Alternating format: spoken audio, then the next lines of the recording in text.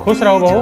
बाबूजी घर में एक बहू है तो भी सास को अच्छी नहीं लग रही है, लेकिन अगर घर में 3-4 बहू है उनमें से भी सास को एक भी बहू अच्छी नहीं लगती, ऐसा क्यों है? बेटी का मोह बहू। मैं समझी नहीं बाबूजी। बहू, जिस घर में सास का सारा प्रेम, सारा लगाव सिर्फ अपनी बेटी के लिए हो, जिस घर में सास की आंखें सिर्फ अपनी बेटी को ढूंढती हों, उस घर में सास को बहू का त्याग, बहू की मेहनत कुछ नजर नहीं आता। इसका मतलब तो यही हो गया बाबूजी, बहू चाहे कितना भी निभा ले लेकिन बेटी के आगे कमी रहेगी। हाँ बहू, क्योंकि बेटी की गलती भी प्यार लगती है और बहू की अच्छाई बहू का कर्तव्य बता दी जाती है। तो फिर लोग क्यों कहते हैं कि बहू घर की लक्ष्मी होती है? कहने और निभाने में फर्क होता है बहू।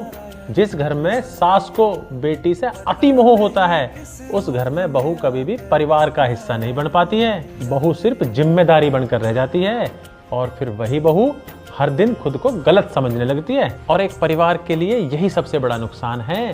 जब एक बहू टूटती है तो घर की नींव हिलती है, क्योंकि घर रिश्ते निभाने से चलता है, रिश्तों में तुलना करने से नहीं। याद रखना बहू, जिस घर में सास का मोह बेटी के लिए हद से ज्यादा बढ़ जाए, उस घर में सास को कभी भी बहू अच्छी नहीं लग सकती, चाहे बहू एक हो या हो बहू 4। काश हर सास ये समझ पाते कि बेटी और बहू में फर्क करने से घर और रिश्ते टूट जाते।